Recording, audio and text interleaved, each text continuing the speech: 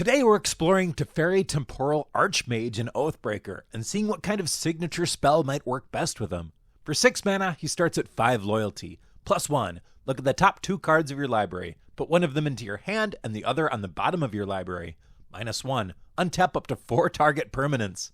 -10, you get an emblem with, you may activate loyalty abilities of planeswalkers you control on any player's turn anytime you could cast an instant. Teferi Temporal Archmage can be your commander. And that means that we could build this as an EDH deck and just pull 40 cards from it whenever we wanted to play Oathbreaker, and that's pretty neat. And you know what else is neat? Untapping any 4 target permanents. This is a blue card that ramps like crazy. It can untap lands if you want it to, or mana rocks. The turn after we cast this, we're going to have the 6 mana we casted it with, plus another 4 from the minus ability. Possibly even another land if we drew one. This gives us the rare opportunity to pick a signature spell that is really high in mana value. Myself, I'd probably go with Time Stretch. Target player takes 2 extra turns after this one. I've made over 100 of these Oathbreaker videos. I think this is the first time I've said Time Stretch is a possible playable signature spell in a deck. Or how about Enter the Infinite? Draw cards equal to the number of cards in your library. Then put a card from your hand on top of your library. You have no maximum hand size until your next turn.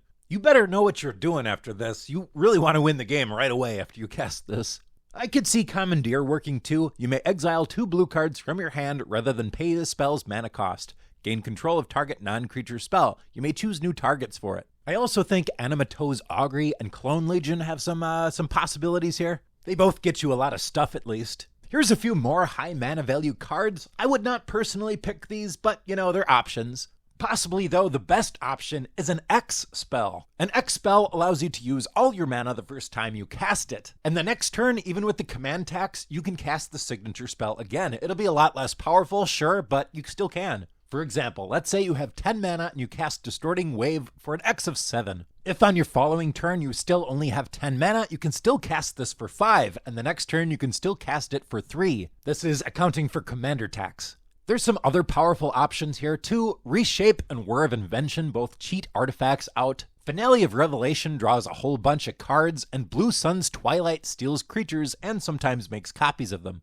Another direction we could take Teferi is trying to get to that -10 and abuse that. This is a really hard game plan here. This is pretty casual stuff. We're already asking for a lot with a Planeswalker that costs 6, and now getting him up to 10, it's gonna be tricky. If we can pull it off, though, we have one of the neatest emblems in the game, allowing us to activate loyalty abilities 4 times as much. That's right, we can still activate them on our turn and on each opponent's turn, making Teferi a very neat, but very difficult to pull off Planeswalker tribal build. With that in mind, a signature spell that steals your opponent's Planeswalkers seems really good here. Even without having that -10, this is one of the most powerful things we can do in Oathbreaker. Their whole deck revolves around their Planeswalker, and if they don't have it, they also can't cast their signature spell, so their whole deck plan kind of falls apart. Now, even though Tempted by the Auroch can't get everything, it does have something I really like about it, something I gotta tell you about this Planeswalker anyways. It could actually be really powerful to pick a signature spell that is lower mana, because the turn you cast Teferi, you can minus him to untap a bunch of lands, allowing you to cast your signature spell the same turn you cast Teferi, which is very nice. If this video was helpful or enjoyable to you, please hit that like button.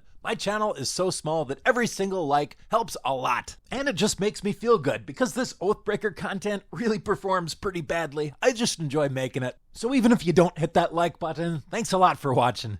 All right, bye.